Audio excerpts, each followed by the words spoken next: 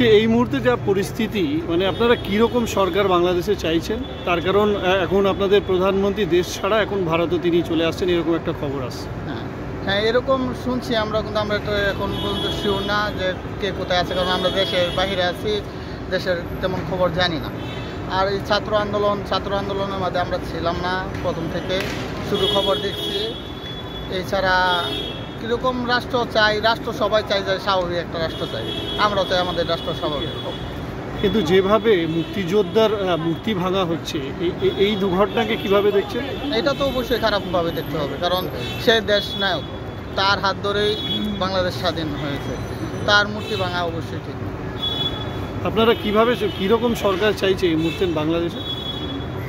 বাংলাদেশ কীরকম চাচ্ছে সেটা আমি বলতে পারবো না। আমি চাই যে এরকম সরকার আসুক যে বাংলাদেশে সব কিছু সুষ্ঠু স্বাভাবিকভাবে রাখে। আপনার নাম বলে দিন। আমার নাম সিমন। ঠিক, থ্যাংক ইউ। কীভাবে দেখছেন আপনি বর্তমান পরিস্থিতি? দুঃখজনক, আমার দিক থেকে বিষয়টা মানে দুঃখজনক এবং একটু ভয়ের ব্যাপারও আছে। কারণ দেশের জনগণ শান্তিতে না থাকলে, দেশ যদি শান্তিতে না থাকে, তা যেই পরিস্থিতি হোক ওটাই খারাপ।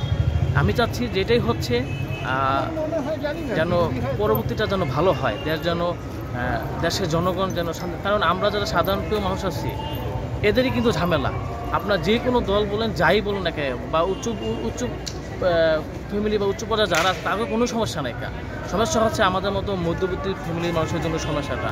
এটা হচ্ছে বড় চিন্তার বিষয় এবং এটাই ভয়ের বিষয়। কেননা সব কিছু তো অনেক ক্ষতিগ্রস্ত হচ্ছে। কিভাবে কি হয়, আমাদের মতো সাধারণ মানুষের চলাফেরা খুব টাফ। এই যে মুক্তিযোদ্ধার মূর্তি ভাঙা হচ্ছে, এটাকে কিভাবে দেখছেন? না, এটা আসলে এটা গ্রহণযোগ্য না। এটা আসলে ভালো কোনো বিষয় আমি মনে করি না। কারণ হচ্ছে যে এটা কোনো বিষয় হলো, দেশে যারা ভুল করছে তাদের নিয়ে আন্দোলন করা হোক, তাদেরকে বিচারে আনা হোক, এটা আমিও চাইছি, সবাই চাইতেছে, ঠিক আছে। কিন্তু ওই মুক্তি ভাঙবে, রাষ্ট্রীয় সম্পদ নষ্ট করবে, এটা তো আসলে দেশের ক্ষতি, এটা দেশের লাভ কি আমি বুঝি না। এটা বাংলাদেশে কীরকম সরকার চাইছেন আপনারা এই মুহূর্তে? হ্যাঁ, বাংলাদেশে কীরকম সরকার, যে সরকার আসলে দেশে মানে দুর্নীতিমুক্ত সরকার দরকার, যে সরকার এসে দুর্নীতির বিরুদ্ধে লড়বে। আপনার প্রশাসন থেকে শুরু করে সমস্ত দিকে কি বলে যে ন্যায়পূর্ণ যে একটা বিষয় থাকে, ওটা থাকবে। আমি যেই দলে করি না কেন, ওটা বিষয় না। বিষয় হচ্ছে যে আমি অন্যায় করতেছি কিনা, ওটা বিচার হতে হবে। আমি ভালো করতেছি কিনা, ওটা রাইট পয়েন্ট থাকতে হবে। এটা হচ্ছে বিষয়। এরকম সরকার যেন আল্লাহ দেয়, এটাই আমি চাচ্ছি। আপনার নামটা বলে দিন। আমার নাম হচ্ছে রাকিব হোসেন রাব্বি। পরিস্থিতি এটাকে কিভাবে দেখছেন আপনারা? এটাকে অনেক দিনের প্রত্যাশা ছিল, আমাদের বাঙালিদের সবার প্রত্যাশা ছিল এটার অবসান হোক, এবং সবাই খুব খুশি, আমাদের দেশে সবাই খুশি, আমরাও খুশি, খুব খুশি।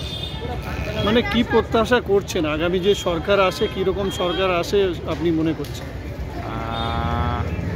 আমি মনে করছি যাতে জনগণের ভালো হয়, যে জিনিসটা করলে সেই দিকে যাতে সবাই ধাবিত হয়, এবং ন্যায় যাতে ন্যায়ের দিকে যায়।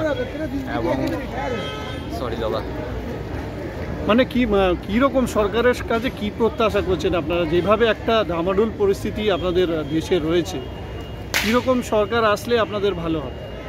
আমাদের সত্যের পথে থাকতে হবে। সত্যের পথে যে সরকার থাকবে, গরিব দুঃখীর দিকে যে সরকার করবে, গরিব দিকে তাকাবে, সেই ধরনের সরকারই আমাদের করবে। তাহলে কি প্রাক্তন সরকার সেইভাবে ছিল না মনে হচ্ছে? ছিল, কিন্তু সেইভাবে ছিল না। ঠিক আছে, আপনার নামটা বলে দিন। জাহাঙ্গীর আলম। Thank you. বর্তমান পরিস্থিতি আপনাদের বাংলাদেশের, আপনারা তো এই মুহূর্তে কলকাতায় রয়েছে, মানে কিভাবে দেখছেন পরিস্থিতিটা, গোটা পরিস্থিতি?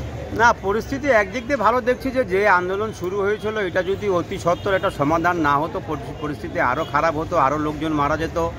এখন যেহেতু হাসিনা সরকার পদত্যাগ করছে, একটা নিশ্চয়ই একটা কোনো সিস্টেমের দেশটা হতে চলবে। তারপরে একটা গণতন্ত্র পর্যায়ে আপনার ইলেকশন হবে, ইলেকশনের ম্যান্ডেট নিয়ে যারা ক্ষমতায় আসবে তারা অবশ্যই দেশ ভালোভাবে পরিচালনা করবে। আশা করছি সামনে ভালোই হবে। কিন্তু এই পরিস্থিতি যদি উনি পদত্যাগ না করতো, তাহলে হয়তো আরও সমস্যা দীর্ঘায়িত হতো, আরও লোকজন মারা যেত।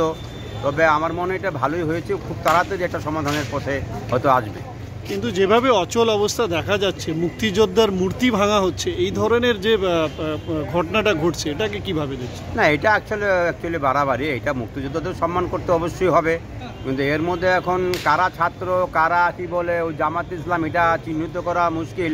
এখন একটা দলের পিছনে হয়তো আরও কিছু কিছু লোক এর মধ্যে ইনভলভ হয়ে গেছে। এখন পরিস্থিতি হয়তো স্বাভাবিক হয়ে আসবে, এটাই আমরা কাম্য করি। আপনার নাম? তো স্বাভাবিক হয়ে যাক, কেন এভাবে তো জনজীবন চলতে পারে না। কারফিউ, অনির্দিষ্টকালের কারফিউ, গাড়ি ঘোড়া, অফিস আদালত, নির্বাহী আদেশের বিভাগে আপনার ছুটি, এটা তো আসলে জনজীবনে কাম্য নয়। তো যাই হোক, খুব পরিস্থিতি স্বাভাবিক হয়ে আসুক, এটাই আমরা চাই। ঠিক আছে।